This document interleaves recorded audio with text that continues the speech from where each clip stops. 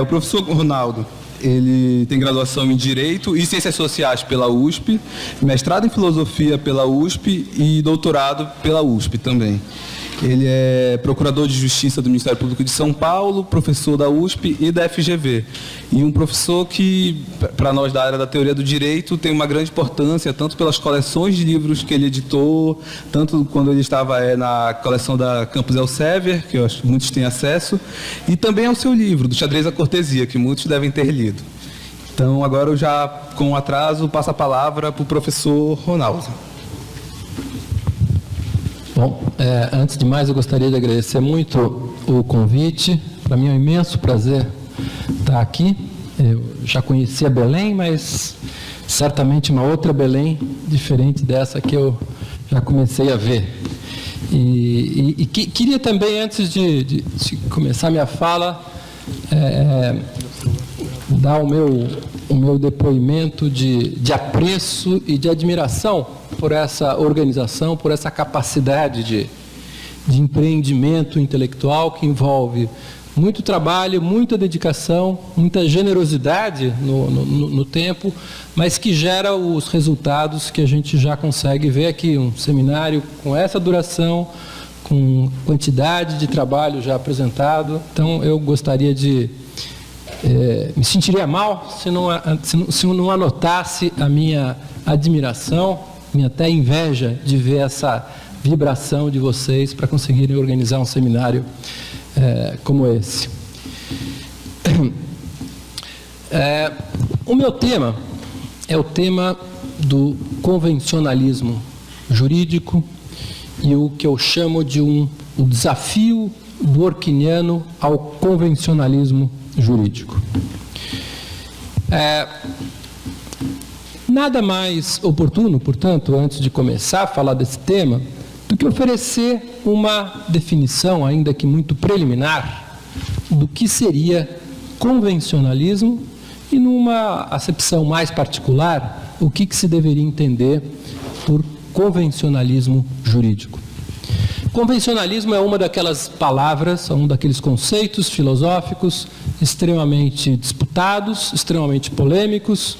Não há uma acepção unívoca ao que se deva e o que se possa entender por convencionalismo, mas, a despeito disso, na verdade, vários livros de filosofia chamam a atenção para essa falta de determinação semântica clara do que é o convencionalismo, mas nós poderíamos dar uma definição muito preliminar e genérica à ideia de convencionalismo como uma certa, convencionalismo em geral, uma certa concepção acerca do significado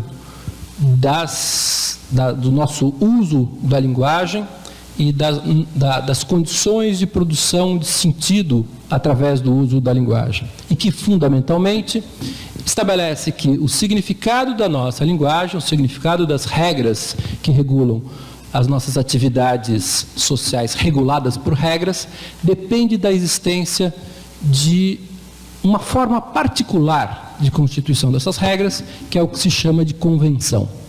O que é uma convenção? Grosso modo, se poderia chamar de convenção um conjunto de práticas compartilhadas e que tomam, na verdade, o fato mesmo da existência dessas práticas compartilhadas como o critério constitutivo para a existência desse mesmo critério para a determinação do significado de uma regra. Então, deixa eu dar um exemplo disso. Nós podemos afirmar, por exemplo, que na nossa atividade linguística básica, falar uma língua, nós podemos dizer que nós nos entendemos, falamos uma mesma língua como português, porque existe um uso compartilhado, compartilhado pelas nossas ações, sobre como devemos usar essa língua, e nós diríamos que existe uma convenção quando o critério de determinação do que é o certo e o errado no uso dessa linguagem é fixado pela prática mesma do uso dessa linguagem, ou seja, é a própria prática convencional o que constitui o critério de avaliação para saber se aquele significado é correto ou incorreto. Do ponto de vista jurídico, costuma-se dizer que o significado de convencionalismo jurídico está associado a uma determinada teoria do direito que entende que o fundamento último do direito é uma convenção, isto é, um conjunto de práticas socialmente compartilhadas que tornam-se o critério de avaliação da correção dessas práticas justamente por ser um conjunto de práticas compartilhadas. Aparentemente, essa ideia é uma ideia, digamos, bastante simples, bastante elementar, ou seja, poucos autores negam que o direito seja uma prática social e poucos autores, se é que algum, nega que, portanto, o direito tenha uma parcela das suas fontes constitutivas nessas práticas socialmente compartilhadas.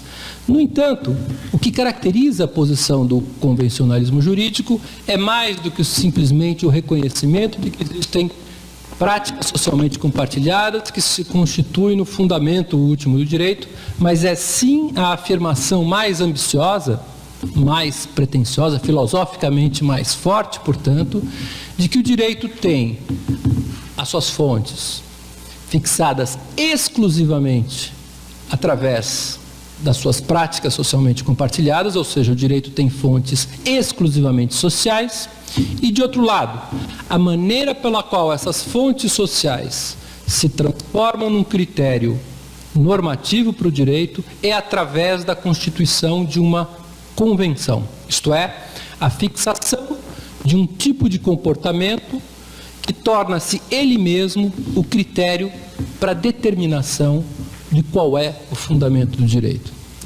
Talvez um exemplo simples possa ajudar nessa hora. No que é uma convenção, do ponto de vista da filosofia analítica, e como que essa ideia matriz de uma convenção pode se tornar a matriz para nós pensarmos o fundamento do direito. Então, deixa eu começar primeiro ainda insistindo nessa ideia de convenção. Um dos exemplos mais famosos na explicação do conceito de convenção, que é um tema que, digamos, ganhou um novo momento filosófico, vamos dizer assim, com a publicação de uma obra importante de um filósofo analítico chamado David Lewis, em 1969, que era um livro sobre o conceito filosófico de convenção, e ele lá apresenta um exemplo que se tornou famoso, que é o exemplo de uma ligação telefônica. Então, imagine uma situação na qual eu pego um telefone celular e ligo para o meu amigo Maués, e cai a ligação. Coisa incomum, nunca ocorre no Brasil, mas no exemplo do David Lewis, é isso que acontece, a ligação cai. Imagina que nós dois tenhamos urgência de um falar com o outro, e então nós precisamos tentar falar de novo com o outro. E eu tento ligar para o Maués, e o Maués tenta ligar para mim, mas quando isso ocorre, nós não conseguimos falar um com o outro, porque a ligação ficou ocupada para ambos. Até o momento em que, digamos, o Maués para um pouco e eu sou mais rápido do que ele. E eu ligo e consigo completar a ligação, e que bom. E vamos imaginar que depois cai a ligação de novo. E nós estamos de novo diante do mesmo impasse. E nesse impasse, o professor Maués tenta dar ocupado, eu tento dar ocupado, ele espera um pouquinho, eu novamente sou mais rápido e consigo ligar para o professor Maués. E no nosso terceiro momento de ligação telefônica, cai de novo a ligação. E nesse momento, nós, mais vacinados pelas circunstâncias, resolvemos, vamos fazer como fizemos da última vez. Ou seja, o Maués resolve esperar que eu ligue, e eu resolvo não esperar que o Maués me ligue. Por quê? Porque simplesmente olhamos para o passado e tomamos aquele hábito, aquela prática do passado, como um elemento que poderia orientar a nossa conduta no futuro. E ao agirmos dessa forma, conseguimos resolver pelo menos um dos nossos problemas de comunicação. Não resolvemos os problemas da má comunicação telefônica, porque a nossa ligação vai continuar caindo, muitas vezes, no meu exemplo. Mas resolvemos criamos um mecanismo útil para saber quem retorna a ligação quando a ligação cai. E neste caso, a pequena história que fixou isso foi a minha agilidade em ligar mais rápido que uma UES, e talvez porque, por eu ter feito a ligação, o número dele estava mais fácil e eu liguei. E vamos imaginar que amanhã o fenômeno se repita. Nós estamos numa outra ligação, cai a ligação, e daí nós já temos uma memória do que aconteceu no dia anterior, e, portanto, ao invés de darmos cabeçada telefônica, de os dois tentarem ligar ao mesmo tempo, aguardamos, tomamos aquela solução do passado como uma solução que deve guiar uma forma de ação cooperada, uma forma de ação cooperativa, e que é útil para nós dois. Essa que é a ideia importante, ou seja, uma solução que é capaz de coordenar as nossas ações e, nesse sentido, atender aos nossos objetivos de um falar com o outro. O que esse exemplo muito singelo ele oferece à nossa reflexão? Ele oferece à nossa reflexão uma explicação sobre como determinadas práticas, determinados hábitos ou determinadas frequências comportamentais, convergências comportamentais, podem se transformar num critério coordenador, um critério que serve de guia sobre o que devemos fazer no futuro.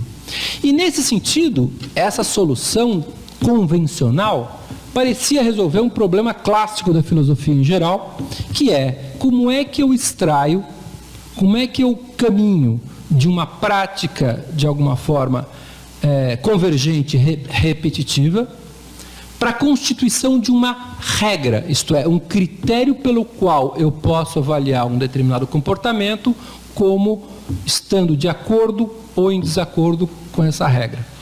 O que essa ideia dessa convenção sugeria? Ela sugeria o quê? Que nós somos capazes de fixar uma regra que regula o meu comportamento e a coordenação das minhas condutas no futuro quando nós simplesmente tomamos o nosso comportamento do passado como o próprio critério que deve servir de guia para o futuro.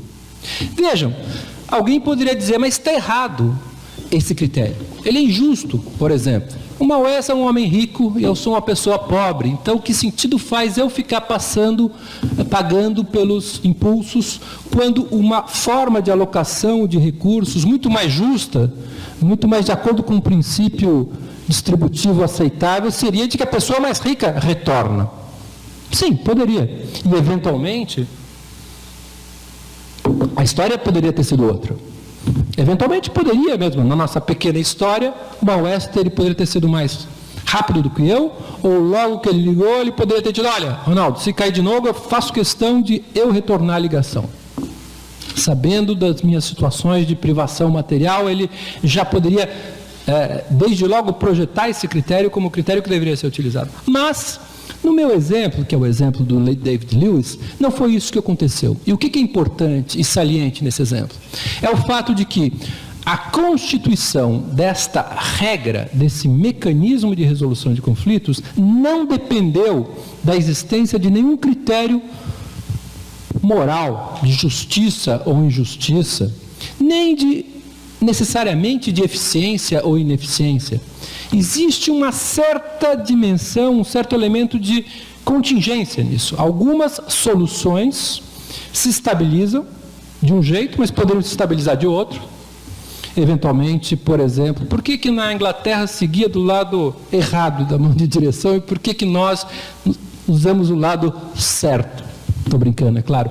Porque, de alguma forma, em algum momento, se estabilizou aquele tipo de convenção. O que nós sabemos é que guiar de um lado ou do outro, não daria certo, o trânsito seria um caos. Mas por que uma forma e não outra? Nós não precisamos imaginar que sempre exista uma melhor razão para ser de um jeito ou de outro. Uma rua, mão de direção, ser de um jeito ou de outro. Fazermos fila e quando temos que dobrar para o lado esquerdo ou direito. Enfim, são um conjunto de práticas que, de alguma forma, constituem mecanismos, digamos, de constituição de regras convencionais. Então, a regra, por exemplo, de que quando cai a ligação, quem liga é que retorna, costuma ser, no Brasil nem tanto, mas em outros países, costuma ser uma regra mais ou menos bem fixada. Essa é a etiqueta padrão. Mas por que é assim? Bom, não é por uma reflexão acerca da justiça, da maior eficiência, é simplesmente porque aquele comportamento convergente transformou-se no critério guia da ação coordenada das pessoas no futuro. Veja, essa formulação relativamente simples, ela apresentava, digamos, um potencial explicativo muito interessante da perspectiva de uma teoria positivista do direito. Por quê? Porque aparentemente ela era capaz de explicar como que nós poderíamos ter a constituição de uma regra inicial, de uma regra fundadora, ou no modelo hartiano, de uma regra de reconhecimento, que pudesse se constituir independentemente dela estar ou não comprometida com qualquer fundamento de justiça. Ou seja, eu era capaz de explicar que a regra de reconhecimento ela era fundante de uma ordem jurídica, independentemente dela ser ela mesma, por exemplo, uma regra justa, uma regra mais equitativa ou qualquer coisa do tipo. Esse mecanismo parecia ser capaz, portanto, de explicar como que nascem as regras e como muitas das nossas regras nascem a serviço da resolução de problemas de cooperação e elas são convenções na medida em que elas satisfazem, digamos, essa exigência. Primeiro, poderia ser um caminho ou outro, no meu exemplo, poderia ser eu ou o Maués ligando, existe esse elemento de contingência. Segundo, a fixação de uma solução, ela em face das alternativas, o fundamento, a razão, porque eu fui mais rápido ou menos rápido, não é isso que cria a regra, mas é o próprio fato, é o mero fato, se assim quiser, de que essa solução se estabiliza, ou seja, é a convergência comportamental que, portanto, é tomada como critério guia para a correção para o meu comportamento futuro. Bom, aparentemente eu estou falando de maneira razoavelmente complicada sobre um fenômeno muito simples. Mas qual é que era, digamos, a importância disso? Bom, Dworkin, no conceito do direito, Dworkin no Império do Direito, ele faz uma distinção muito importante, muito famosa, sobre a qual se ouvirá muitas vezes falar nesse seminário, que é a distinção entre os nossos desacordos teóricos e os nossos desacordos empíricos. O que significa isso? Dworkin diz, bom, desacordos no direito são as coisas mais comuns do mundo, os advogados, operadores de direito discordam a toda hora, a todo tempo. Mas, muitas vezes eles discordam, por exemplo, quanto a saber se uma determinada lei está em vigor ou não está em vigor. Ou seja, discordam sobre a existência ou não de um certo estado de coisas no mundo, da existência de uma lei positivada válida que regula uma determinada situação ou não. Ou, muitas vezes discordam, por exemplo, se há evidências, no caso digamos, de um crime. Elas podem discordar sobre a ocorrência ou não da prática qualificada como crime ou não. Esses tipos de desacordos que se referem ao quê? A estado de coisas no mundo é o que ele vai chamar de desacordos empíricos, num sentido amplo, porque envolve não apenas sobre os fatos que envolvem, digamos, uma prática delituosa, mas o próprio fato institucional da existência de uma regra válida que possa estar regulando uma determinada situação. Mas ao lado desses tipos de desacordos empíricos, Dworkin vai destacar a existência também do que ele chama de desacordos teóricos. Desacordos teóricos são desacordos não sobre a existência de um fato, um estado de coisas no mundo, mas são desacordos, na verdade, sobre os fundamentos do próprio direito, o que ele chama de grounds of law, sobre os fundamentos do direito. Eles não são os tipos de desacordos que ocorrem a toda hora no mundo jurídico, mas eles ocupam um lugar central. Eles são casos, como ele vai chamar, pivotais, ou seja, nem todos os desacordos são desse tipo, mas são desacordos tão importantes que qualquer teoria do direito que queira descrever o fenômeno jurídico não poderia ignorá-los sob pena de não fazer uma descrição correta de como funciona o direito. E ele toma como um exemplo central para explicar o que são esses desacordos teóricos um famoso julgamento ocorrido nos Estados Unidos, o caso TVA. O caso TVA envolvia a construção de uma barragem no Tennessee, e essa barragem foi embargada por uma ação do Ministério Público americano, sob a alegação de que a construção dessa barragem comprometeria a vida e a existência de um pequeno peixinho chamado snail darter, que dizem que é um peixinho muito, muito feinho, sem valor estético nem nutritivo, mas que era um peixinho protegido pela Lei de Proteção a Espécies Ameaçadas de Extinção. A situação, portanto, era a seguinte: o governo americano, o governo estadual, tinha gasto mais de 100 milhões de dólares na construção dessa barragem, mas foi incauto, não se atentou para o fato de que a construção dessa barragem colocava em risco a preservação dessa espécie que era protegida e, portanto, havia um conflito entre a continuidade da construção e a proteção e, portanto, a aplicação da lei. Depois de idas e vindas, encurtando a história, o caso chega à Suprema Corte e há o voto do relator, que é o Justice Burger, diz o seguinte: é lamentável que se tenha gasto 100 milhões de dólares sem antes avaliar se a construção dessa barragem ameaçava alguma espécie protegida. É lamentável, portanto, que isso ocorra para o contribuinte americano, porém, eu tenho que, como juiz, reconhecer que a minha obrigação é muito clara. Eu, como juiz, não escolho a lei que eu vou aplicar e eu, como juiz, tenho uma obrigação de aplicar o direito e as leis que foram fixadas pelo Congresso. E, nesse sentido, a minha obrigação perante o direito me leva necessariamente a reconhecer, em face da constatação inequívoca de que existe o peixinho, snail darter, que ele é protegido, que tem uma lei que está em vigor, que protege, e que aquela barragem ameaça esse peixinho que está protegido, eu só posso lamentar, mas eu sou obrigado a reconhecer que a barragem tem que ser suspensa.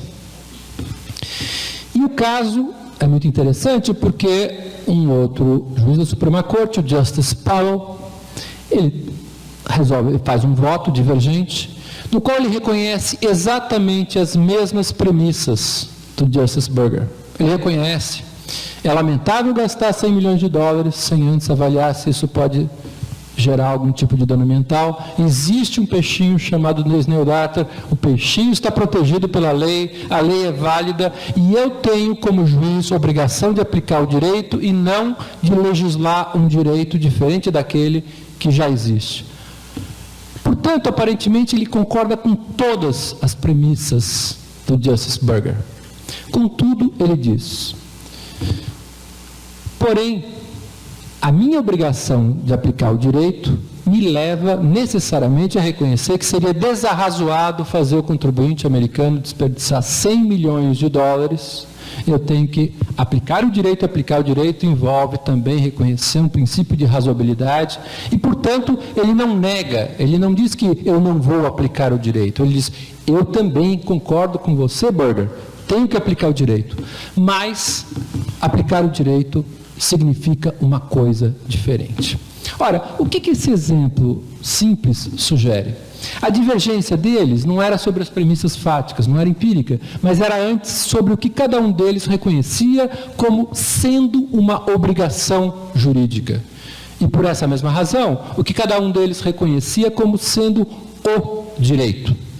Era claro que, na perspectiva do Justice Powell, o direito não era exclusivamente a norma legislada, positivada e publicada no Diário Oficial. Ou seja, o direito que gerava obrigações jurídicas para ele como juiz envolvia também uma compreensão do significado dos princípios gerais do direito, e era um deles que ele invocava, o princípio da razoabilidade, justamente para tomar uma decisão diferente.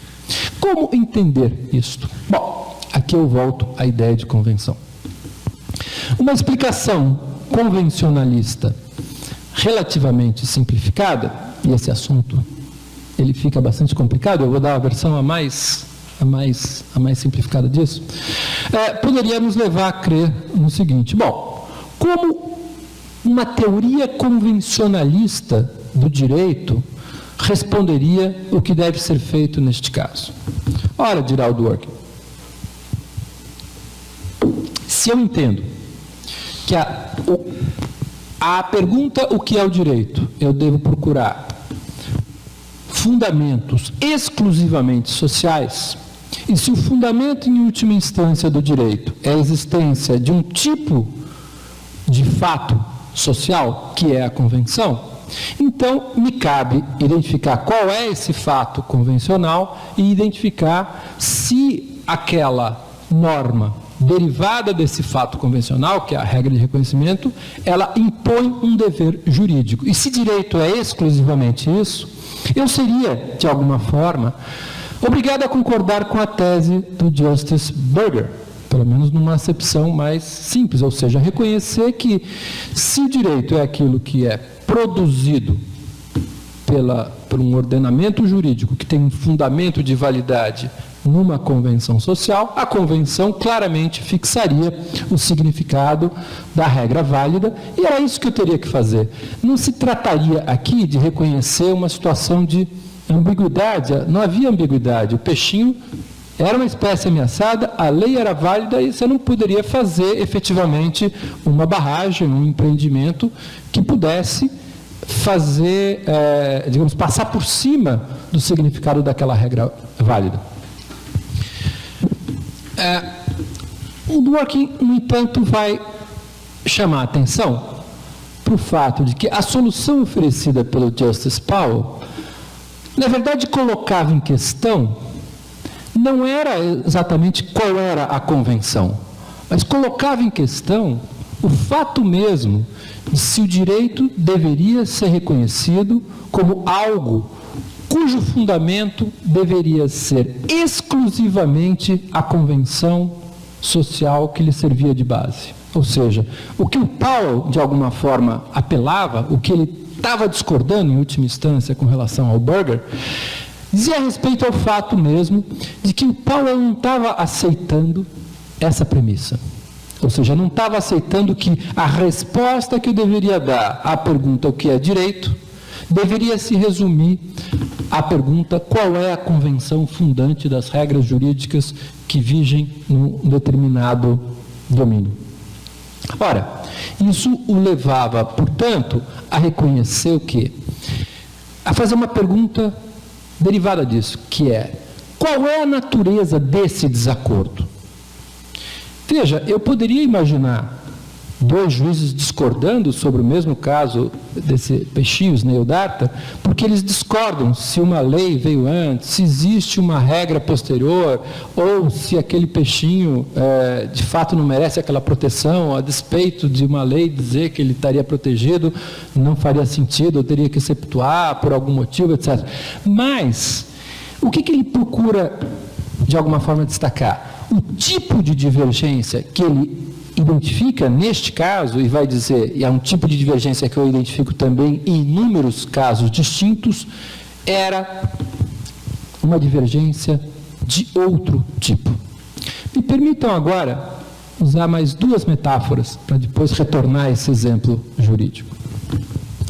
E o exemplo que eu gostaria de dar é o exemplo de um jogo de xadrez. O jogo de xadrez, ele é uma metáfora útil porque justamente ele parece dar uma confirmação forte a essa concepção convencionalista do direito. Vamos imaginar um jogo de xadrez, portanto, aonde eu me pergunto se eu posso fazer um determinado lance, se eu posso mexer o cavalo na diagonal, digamos, e eu então poderia responder que não se pode jogar xadrez dessa forma. Como é que eu sei que não se pode jogar xadrez dessa forma? Ora, porque o xadrez foi criado convencionalmente. Xadrez não é um jogo que existia na natureza, assim como os cristais de rocha. Ou seja, em algum momento houve a construção e a fixação da convenção do que se entende para o xadrez. Posteriormente, se entendeu também que determinadas instituições fixaram uma certa autoridade para determinar oficialmente o que se entende por xadrez. A Federação Internacional de Xadrez seria uma instituição dotada de autoridade que teria fixado. Mas notem bem, o xadrez não nasceu depois que a Federação Internacional de Xadrez decretou e lançou um novo jogo no mercado, que nem a Grow, que de vez em quando inventava um jogo, então, um jogo War, e dela, o jogo é assim. Não, o xadrez foi sendo construído através de um acúmulo de práticas convencionais e que foram se cristalizando. Pois bem, aparentemente, se eu pergunto se eu posso ou não posso fazer um lance de xadrez, o que eu tenho que perguntar? Bom, qual é a convenção? Qual é a convenção dotada de autoridade? E, portanto, se alguém perguntar, é correto mover um cavalo na diagonal? É fácil alguém responder, não é. Por quê? Porque esse lance não seria um lance válido no jogo de xadrez, que é um jogo constituído convencionalmente. Imagine, no entanto, uma variante um pouco exótica de um jogo de xadrez. Imaginem vocês um jogo de xadrez que seja um jogo de xadrez argumentativo. Ou seja, é um jogo cujas regras do próprio jogo de xadrez não dependem exclusivamente daquilo que está fixado nas regras escritas ou convencionalmente já pré-estabelecidas sobre o que é um xadrez. Imagine um jogo do seguinte tipo, um jogo em que um marmanjo de 18 anos joga com seu irmãozinho de 10 anos, um priminho de 10 anos, xadrez, aos olhos da torcida e da família, e que seja um jogo que se pressuponha deva atingir ou deva estar a serviço de um objetivo lúdico e de justiça, ou seja, de um certo equilíbrio lúdico. Só que o marmanjo joga melhor xadrez do que a criança. E por essa razão se entende que algum tipo de compensação deve ser feita nesse jogo, de tal forma que aquele jogo se reequilibre. E vamos imaginar que o marmanjo e o priminho jogam 10 partidas, e ao final das 10 partidas, com as regras do xadrez convencional, do xadrez que todos conhecemos, e o marmanjo ganha as 10. Então surge a ideia brilhante, bom, esse jogo, como o objetivo e a regra que deve nortear o funcionamento desse jogo deve ser uma certa justiça nas chances de sucesso, nós devemos modificar esse jogo. Nós devemos, por exemplo, retirar a torre e o bispo do marmanjo de tal forma a reequilibrar o jogo. E vamos imaginar que jogam-se mais 10 partidas. E daí se perceba que o jogo ficou desequilibrado. Daí a criança ganhou os 10. E que se recalibre a regra do jogo, então vamos tirar apenas uma torre do marmanjo. E daí se perceba que há uma chance. Cada um ganhou 5, um ganhou 6, outro ganhou 4, etc. Mas imaginem também um jogo no qual existam torcidas. Os familiares estão lá assistindo. E tem duas famílias, e que exista sempre a possibilidade das famílias protestarem e dizerem, olha, esse jogo está injusto, esse jogo está desequilibrado, por quê? Porque, na verdade, a criança é muito mais talentosa e esse jogo só está gerando um resultado final de empate porque as regras estão desfavoráveis para a criança, porque se fossem regras justas, ela estaria ganhando por seus próprios méritos. E imagine que a outra parte, não. Veja bem, a regra é justa porque os resultados tendem ao empate. E existe aqui uma disputa, não é uma disputa sobre quem está ganhando, não é uma disputa estatística, mas é uma disputa sobre o que significa a justiça do jogo, o objetivo final a que aquele jogo deveria estar a serviço, ou seja, que tipo de justiça enxadrística se buscava? Era uma justiça de que cada um ganhava metade e todo mundo ficava contente, ou deveria ser uma justiça que também prestigiasse o melhor talento, a melhor inteligência enxadrística de cada uma das partes?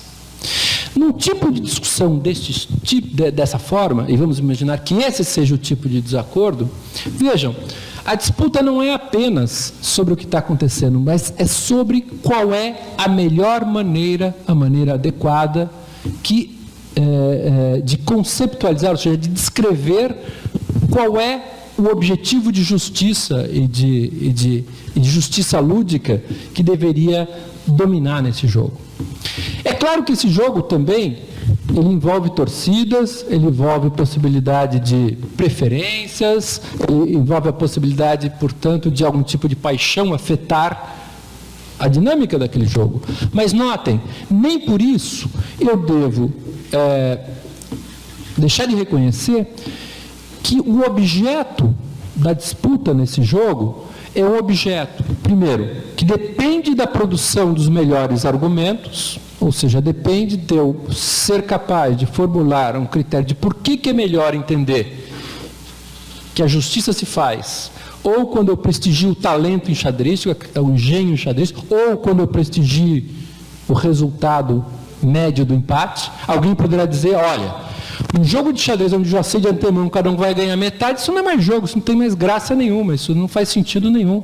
Gerar um resultado desse tipo, você mata justamente a graça do xadrez. A graça do xadrez é a possibilidade de alguém ganhar até tudo, desde que exista igualdade de condições. E o outro, digamos, se apegue a uma outra concepção do que seria justo e tomando justamente os resultados concretos como a medida da própria justiça, ainda que ambos concordem que a justiça enxadrística deveria ser um objetivo perseguido por esse jogo. Ora, o que nós vemos num caso como esse? O que nós vemos num caso como esse é o fato de que a maneira pela qual se disputa, se discute, se discorda sobre o significado desse valor, ela funciona de uma determinada maneira. Deixa eu pegar um outro exemplo.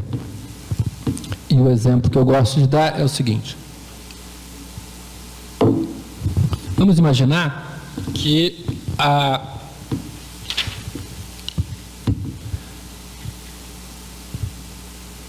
o Saulo sai comigo para jantar, vamos comer um peixe amazônico, e ele me pergunta que vinho eu prefiro, eu digo, eu gosto de vinho tinto. E o Saulo diga, Ronaldo, está errado tomar vinho tinto com peixe. Não se faz isso. E aí eu diga, não, mas para mim é errado. Errado é tomar vinho branco. Não faz sentido nenhum. Uma boa comida se toma com vinho tinto. Como é que cada um de nós poderia entender essa conversa? Em primeiro lugar, o Saulo poderia entender que eu estava simplesmente expressando uma preferência pessoal. Ou seja, eu estava sendo enfático. E para fazer uma gracinha eu digo, é errado tomar vinho branco. Mas digamos que depois de uma risada amarela, o professor Saulo, haha, sei. Mas olha, Ronaldo, a etiqueta, enfim, os enólogos todos reconhecem que vinho se toma com vinho branco, peixe se come com vinho branco. E eu então digo, pouco se me dá que os doutos, o que a comunidade dos intérpretes da enologia entendem como a forma correta de beber com peixe.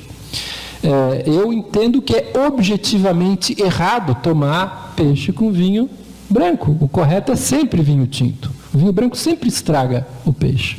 Bom, mais uma vez, o professor Saulo poderia estar imaginando, bom, ele está continuando na sua gracinha sem graça, ou ele poderia estar dizendo, bom, vai ver que existe um outro tipo de convenção, além dessa convenção de etiqueta mais comum, e que me serviria de base para dizer por que é errado. Ah, você não concorda? De fato, o Parker, que é um grande enólogo, ele faz exceções, alguns peixes você pode... Eu disse, não é isso que eu estou falando, Saulo. Eu estou falando que é errado, e eu não estou dizendo que é a minha preferência, eu estou dizendo que existe uma forma certa, uma forma objetivamente errada, ou seja, para todos, e a forma é esta. Bom, talvez no limite não sobrasse outra alternativa ao professor Saulo do que entender o professor Ronaldo está maluco. Ou seja, o que poderia levá-lo a essa conclusão? É a presunção de que normalmente, não identificamos a ideia de correção objetiva ou correção moral para as nossas preferências de paladar.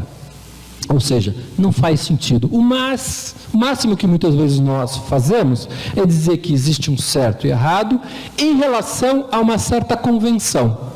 Por exemplo, a convenção do Robert Parker de que quais são os melhores vinhos, qual é a maneira de tomar vinho, etc. Ou a convenção da Glorinha Calheiros, que ela pode dizer qual é a boa etiqueta quando se come peixe e quando se pede vinho. Mas, fora disso, não faria sentido nenhum alguém falar que é objetivamente certo ou errado tomar vinho de um tipo ou de outro, senão como uma forma expressiva para fazer ou graça ou ser enfático. Bom, mas vamos imaginar que na conversa, depois do peixe, a nossa conversa caminhe para um outro tema. Eu diga que a escravidão é errada. E agora o professor Saulo olhe para mim e pense, bom, o professor Ronaldo não gosta de escravos. Não.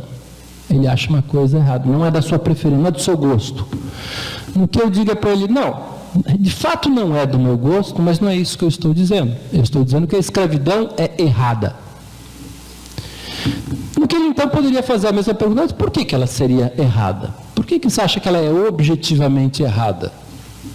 Porque existe uma convenção, porque hoje a maioria das pessoas, a maioria dos teóricos, dos doutrinadores de direito constitucional entendem que ela é errada.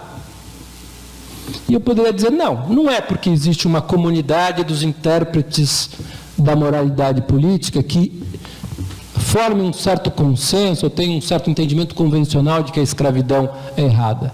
Eu entendo que a escravidão é errada e ela sempre foi errada, porque, de alguma maneira, a escravidão está apoiada em fundamentos equivocados. Ou seja, não é porque existe uma convenção que eu digo que a escravidão é errada. E por esse motivo, não é porque havia uma convenção em Roma Antiga de que a escravidão era certa, que ela era certa naquele momento. Bom, o professor Saulo pode discordar de mim, mas existe uma diferença importante entre o meu exemplo do vinho e o meu exemplo da escravidão. E a diferença reside no fato de que no meu exemplo do vinho, nós não pressupomos que faça sentido que exista uma forma correta de tomar vinho, para além do critério convencional que eventualmente pode ser aceito entre os especialistas de vinho. Ou seja, se nós excluirmos os critérios convencionais, parece não fazer sentido algum perguntar, mas o que seria o certo? Vamos pegar a maneira certa de tomar vinho. Já no caso da escravidão, eventualmente, alguém poderia continuar achando, o professor Maués poderia continuar achando que a única maneira de eu saber se o valor de verdade da proposição escravidão é certo ou errado, seria buscar uma convenção que pudesse dar sentido a essa proposição. Mas, mesmo que ele não concordasse com isso, ele poderia entender o que eu estaria dizendo quando eu afirmo que até mesmo a escravidão é errada, até mesmo quando a convenção entende que ela é certa. Ou seja, é em inteligível para nós compreender essa proposição. Permitam-me dar um outro exemplo, na mesma direção, mas que aponta para esse mesmo fenômeno. O exemplo que o próprio Dworkin utiliza num texto chamado Modelo de Regras 2 é o exemplo do vegetariano. Imaginem que um vegetariano, eu gosto de usar o exemplo do Peter Singer, venha uma plateia e diga: é errado comer carne animal porque os animais são objeto de extremo sofrimento para nos servir de alimento. E alguém levante a mão e diga: mas professor Singer, no Brasil não se entende como errado comer carne animal. Ou seja, a convenção no Brasil é de que não há nada de errado em comer carne animal. No que poderia responder o professor Singer? A convenção está errada. Ou seja, a convenção ela mesma está errada. Ora, se eu consigo entender o que ele quer dizer, é certo que eu devo ser capaz também de identificar um outro critério à luz do qual a própria convenção poderia estar errada. Qual poderia ser este outro critério? Essa é a pergunta importante que, digamos, que deve ser feita, e esse é o tipo de pergunta que faz o Dworkin no seu desafio ao convencionalismo. Bom, nós entendemos o que o Peter Singer quer dizer, nós entendemos o que alguém quer dizer quando desafia o significado da justiça pressuposta numa determinada situação, quando nós somos capazes de entender quais seriam as condições que deveriam ser satisfeitas por um argumento, mesmo que não concordemos com ela.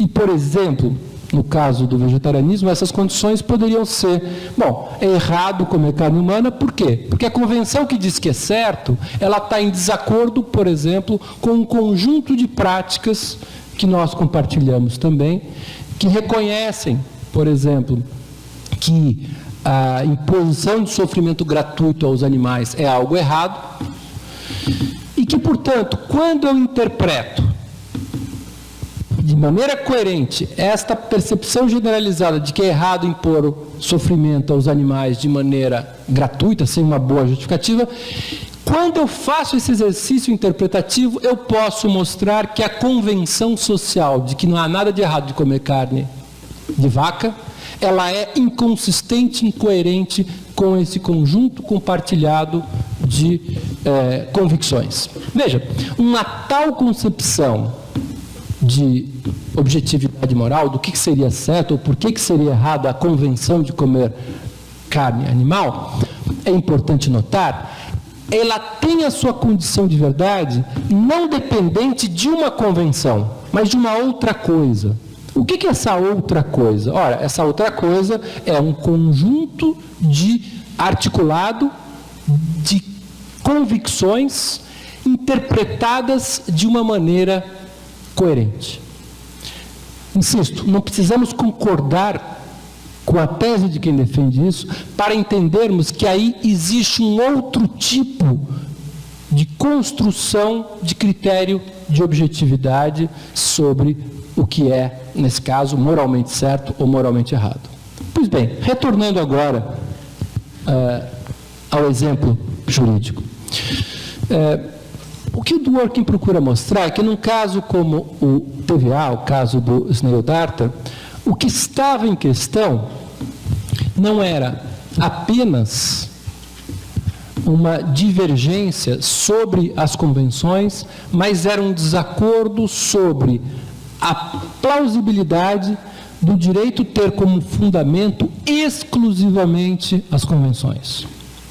O seu argumento, portanto, não é que não existam convenções, não é que as convenções não sejam importantes, não é que o direito não tenha uma dimensão institucional relevante, mas é antes dizer que se nós reconhecemos que o fundamento do direito são exclusivamente essas convenções, nós não conseguimos dar conta de duas coisas. Em primeiro lugar, nós não conseguimos explicar adequadamente como e por que uma boa parte dos nossos desacordos argumentativos estão relacionados justamente à pressuposição de critérios não convencionais para a resolução dos nossos problemas. Ou seja, um preço que eu teria a pagar se eu admitisse que todos os nossos desacordos teóricos são de tipos convencionais, é não conseguir entender adequadamente a natureza desse desacordo. Eu estaria interpretando mal, assim como eu estaria interpretando mal o meu desacordo sobre a escravidão se dissesse que ele é do mesmo tipo que o meu desacordo sobre vinho certo ou errado.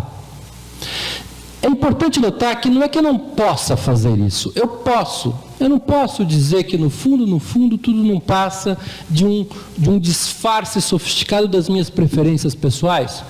Eu posso. A gente sempre pode dizer todas as coisas.